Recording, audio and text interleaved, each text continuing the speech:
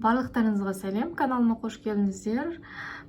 Бүгін негізі мен есіктің алдын сыпырам деген ғой. Ары жүріп, бері жүріп, енді сыпырам ғой деп отқан кезде үйдің тірлігін бітіріп болып. Жел тұрып кетті далада, боран болып.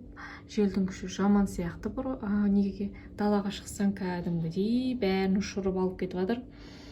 Біздің терезенің алдына мән бермей қойыңыздар. Анау үлкен терезеде ол жерде адамдар тұрмайды. Сондықтан солайынан уже ескіріп, кәдімгідей быт шығып кеткен. Қараусыз үй сондай болады ғой негізі. Есіктің алдына су шашып қойған болатын, дайындап, қазір сыпырам ғой деп. Одан кейін жел тұрғаннан кейін ойланып қалдым. Біздің есіктің алдына бәрібірде мусорлар жиналады. Пока жел бүткіл мусорлардың бәрін жинап алып келсін, содан кейін барып неғып сыпырам деп ойлап отырмын. Оның үстінен жаңа кішігірім жаңбыр себелеп қойды да, сонымен тоқтады. Соған қарағанда кішкене жаңбыр жауатын сияқты. Жаңбыр жауса тіптен жақсы. Есіктің алдында кішкене жаңбыр болса сыпырып алатын. Шаң көтерілмейді, сонда ар жақта негізі бұрышта жинауға да болады, бірақ қатты жел болған кезде ол бұрышқа да кәдімгідей келеді жаңбыр. Өйткені жаңбыр деп кешіріңіздер, жел. Өйткені біздің есіктің алдына кәдімгідей ұйтқып келіп тұрады ғой, бүткіл мусордың бәрін жинап. Ол бұрыштағы аяқ киімдерді жақсылап жинап алу, сорттау, жыртықтарын тастау, жақсыларын алып сарайға апару. Сыртын бәрін скотчтап, коробкаға салып, сыртын бәрін скотчтап, сарайға апарып тастасам ба деген ой болып тұр. Мінекей далада бұлттардың бәрін көшіріп алып келіп жатыр. Соған қарағанда жаңбыр жауатын сияқты. Аяқ асты өзгеріп кетті, жаңа ғана жел тұрмай күшті болып тұрады, тұнық болып дала, керемет болып. Аяқ асты осылайынан бұзылып кетті, боран болып, кәдімгідей жел. Енді сіздермен бірге осылай зонаға бөліп, біршама жерлерді жинайтын боламыз. Әрине, бұл бізде уголоктың осындай қоймасы бар. Осы жерлерді жинайтын боламыз. Бұл бізде кішігірім қойма, келесі ұзыннан созылған үлкен қоймасы бар. Әрине, мына жерде жаңа сіздерге көрсетіп жатқан ине, бұл бізде жоғалса катастрофа болады үйде. Өйткені алмат сонымен допта үрлейді. Күніге доп ойнағандықтан күніге сол инесін іздейді. Мен бір күні пысығым қатты ұстаған болу керек, әйтеуір тығып тастаған екенмін. Сонымен зорға дегенде тауып алдық. Үйдің барлығын ақтарып жатып әйтеуір тауып алдық. Енді мына жерде сіздермен бірге ішін жақсылап сүртіп алатын боламыз. Әрине, көп қолым бара бермейді, көп жинай бергім келмейді бұл жерлерді, өйткені маған ұнамайды деп. В общем, әр адамның өзін бір ұнамайтын зоналары бар шығар, жинағысы келмейтін, бір қырымен қарап қойды да қош, кейін деп жинамай, солайынан көбінесе шашылып жата беретін жер. Мінекей, менде сондай жердің бірі осы жер, менде қоймасы уголоктың, және де ұзын жағы, тағы да осындай көп бір-екі шкафтар бар. Сол жерлерді көбінесе жинай бергім келмейді, өйткені қайтадан шашылады. Жинаған мен бәрібір шашылады. Сондықтан көбінесе жинағым келмейді. Көбінесе ашамда, қараймда, ой, бір жинау керек екен деймін да қайтадан жауып қоя беремін. В общем, сондай мінекей ұзын жағына келдік. Ұзын жағында қазір жақсылап жинап алатын боламыз. Менде осы ұзын қоймасында негізі осы мына өздеріңіз көріп тұрған салфетка өте көбейтін, мамам берген болатын. Іші деген кәдімгідей толып тұратын. Тағы да кішкентай алдында жинаған кішкентай қоймада да толып тұратын осындай салфетка. Қанша жыл болды? Бір жылдай болды ма? Осы салфетканы қолданып жүргенімізге уже бітіп жатыр. Әрине, басында экономда дейтін, сонымен экономдап не істейсің оны анау деп әңгіме айтқаннан кейін қазір экономдамаймыз. Осы барлық жаққа кете береді салфетка. Бір күні таусылса жақсы болады еді деп отырмын. Соң кейін салфетка іздеп отыратын. Сатып аламыз. Тегін келгеннен кейін іштері ашылмайды, әрине. деген кезде де әрине кішкене экономдап жақсылап, мен ойлаймын, экономдап кішкене сөйтіп пайдалану керек. Тегін келді деп барлығын бірден пайдаланудың қажеті жоқ. Кешіріңіздер, тамағым қарылып қалды. Бізде жел тұрып атқан етін жаңа мен озвучка жасайын деген кезде қазір кішкене тоқтады. Өйткені желде қазір мен озвучка жасасам далада сатыр көтір барлығы естіледі. Өйткені бізде пластик терезе емес, жай ғана ағаш терезе, одан барлығы естіледі. Жаңа темір шифрлар көбінесе біздегі көбісі, сонымен сол темір шифрлар көбінесе дауысты жаман қатты шығады. Сондықтан озвучка жасаған жоқпын, оның орнына шай ішіп әлденіп алдым да, енді озвучкаға кірісіп кеттім. Мына жерде енді көбінесе жаңағы подставканың үстінде жатқан көп ыдыстарды деппін ғой, кешіріңіздер, корзинкаларды, контейнерлердің бәрін осы жерге келіп салып қоймақшымын. Өйткені подставкада онша көрінбейді, мына жерде орын босағандықтан барлығын осы жерге сыйдырмақшымын.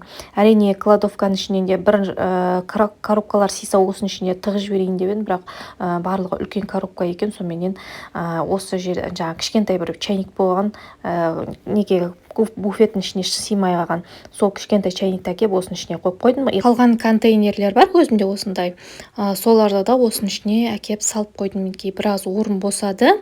Мына жерде міне қолмен көрсетіп тұрған бұл да пластмассовый контейнер. Негізі алып кетеміз деп еді, әлі жүр, әлі тұр. Енді қашан алып кетемін, алып кетпеймін, оны да білмейді екенмін. Одан кейін мына бір өзімнің лампочкамды да сыйдырып жіберейінші десем, сөйтсем уголоктың асты кішкентайға сыймайды. Одан кейін мынаны да коробканың ішіне салып жіберейінші дедім, бұл да сыймай қойды. Соныменен бұны осы контейнердің ішіне салып қоятын боламын. Камераны өшіріп қайтадан салып қойдым. Мінекей мына салфетканы салайын дедім, бұл да сыймай қойғаннан кейін міне жіңішкесін әкеп осы жіңішкесін салып қойдым. Одан кейін бізде кладовканың ішінде осындай хаос болып жатыр. Мән бермеңіздер, бұның постоянно шашылып жатады. И бұның да ішін жинағым келмейді, өйткені күнделікті өйстіп шашыла береді. Маған ұнамайды мүлдем. Бұның ішіне мен өзімнің жаңағы ыдыс-аяқтарын салып қойған болатын. Кейбіреулер сарайға бармаған. Одан кейін жаңа электрондық өзімнің блендер, мясорубка, тефаль менде өте үлкен 3 литр андай тефаль, термос тефаль, солардың бәрін осы жаққа қойып қойдым. Мінекей мен папамның маған сыйлаған атын ұмытып қалдым, кешіріңіздер. Соны папам сыйлаған, соны мен осы жаққа алып келіп осының ішіне салып қойдым. Өйткені сарайға апарсам, сарайда жоғалып кетеді. Лучше осы үйде тұра берсін, өйткені бұл біраз қызметті атқаратын құрал. Сондықтан осы буфеттің ішіне салып қойдым. Мінекей буфеттің ішінде де осындай коробка, көп коробка. Ол коробкалардың ішінде ешқайсысын бос тұрған жоқ. Барлығында да әйтеуір бірдеңкелер бар. Бәріне бірдеңкелер салып тастағам. Мінекей бір коробканы босаттым ба, ішіне 2 банка салып қойдым. Құдайға шүкір, ішіне өйстіп бос қылмайын деп. Одан кейін мына бір лампочканың коробкасына да салып қойын деп едім, сыймай қалды. Одан ішінде дәптерлер, болмайтын нәрселер бар екен. Соларды ары қарай қойып жатырмын. Одан кейін ең үлкені жаңа тефаль дедім, блендер дедім, одан кейін скотчты ары қарай тығып жіберіп жатырмын. Мына жерде көріп тұрғандарыңыздай біраз жаңа строительге келетін заттар да осының ішінде тұрым. Мінекей барлығын қайтадан өз орнына қойып жатырмын, бірақ ондай қатты жиналды деген әңгіме емес. Бұл жерде бәрі сыртқа шығып кеткен етін, солардың бәрін қайтадан орнына қойып жатырмын. И осының ішін ақтарған кезде жаңағы уголоктың ішіне салып қоятын заттар бар ма деп ақтарған болатын. Өзім шашып, қайтадан өзім жинап жатырмын. Мына жерде енді менде контейнер тұр. Жерде өздеріңіз көріп тұрғандарыңыздай осы контейнерді жақсылап ақтарып алдым. Ішінде қандай заттар бар екен көргім кеп. Если лишний заттар болса, оны да уголоктың қоймасына қойып қоямын деген ойда болдым. Одан кейін бергі жағына үлкен контейнер қойып қойдым. Өйткені ол жерде бізде көбінесе артық тамақтар сақталғандықтан маған оңай болсын деп сол жерге қойып қойған болатын. Мына жерде енді біз сіздермен бірге осылай раковинаның астын жақсылап тазалап алатын боламыз. Өйткені бұл жерде бірдеңке шашыраған болу керек, майлы нәрсе, солардың бүткіл заттардың бәрін құртқан екен. Оның үстінде пакеттерде шашылып кеткен, барлығы жерде жатыр. Сол пакеттердің барлығын орнына қойып, химиялардың барлығын жақсылап сүртіп алатын боламыз. Мінекей мына жерде азилиттің пистолеті сынып қалған дозаторы. Анада қолданып жатқан кезде басатын жері сынып қалды. Енді дозатор сатып алуға тура кеп тұр, или ойланып отырмын до конца әшейін азилиттің өзін губкаға құйып сөйтіп пайдалансам ба деп. Тез істен шығып қалды, білмеймін неге екенін. Өйткені анда-санда бір қолданамыз, или дұрыс істемеген ба, в общем сынып қалды. Мына жерде енді буфеттің ішін жақсылап сүртіп алатын боламыз. Бұл жерде де кеше байқаған болатын, бірдеңке шашыраған, бірдеңке балық қуырған болатын. Сөйтіп балықтың майы бізге керек емес енді деп, сөйтіп балықтың майын мына жерге, в общем, мусор шелек осының ішінде тұрады ғой, сол мусор шелекке төккен кезде балықтың майы шашыраған болу керек төккен кезде. Енді түсініп жатырмын қай жерден келген ол майдың не шашыраған, енді түсініп жатырмын. Соменен бұл жерде кінәлі мусор шелек деп па, үй төккен адам кінәлі деп па, мінекей сіздерге көрсетіп жатырмын. Ішін жақсылап сүртіп алдым. Енді пылесостап алмақшым үйді жақсылап.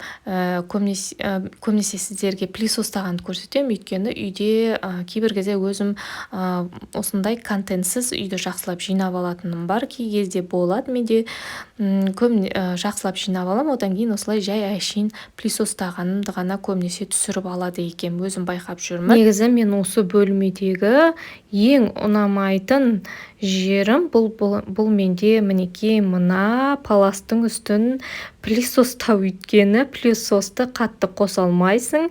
Пылесосты қатты қоссаң бүткіл паластың бәрін өзіне пылесос сорып алғандықтан паласы жиырылып қала береді. Сол жер маған ұнамайды. И көбінесе осы паласты өтірік пылесостап қоям деп па, үшін сондай қызықтар бар. Жаймен секреттерім ашылып жатыр деп па. Көбінесе осындай шеттерді мен жинағым келмейді, кейінге сырып қоям. Илімса көзім қырмен қарап жүрем, қашан жинайды екен осы жерді, қашан жинауға кіріседі екен деп. Сіздерден сұрай кетейін, сіздерде де осындай зоналарыңыз бар ма? Ұнамайтын кейінге шегеріп қоя бересіздер, ой кейін жинап алам, ертең жинап алатын. Сондай әр адамның өзінің бір ұнамайтын зоналары бар ма екен, или жалғыз менде ғана ма? Сіздердің пікірлеріңізді күтем, жаза кетіңіздер, қызықты әңгіме болсын. Ортаға осындай әңгіме сала отырайын. Қазір мен пылесостап жатырмын. Әрине осы уголоктың астын жинағанның арқасында үйді жақсылап пылесостап алып жатырмын, өйткені оның алдында пылесостап алған болатын.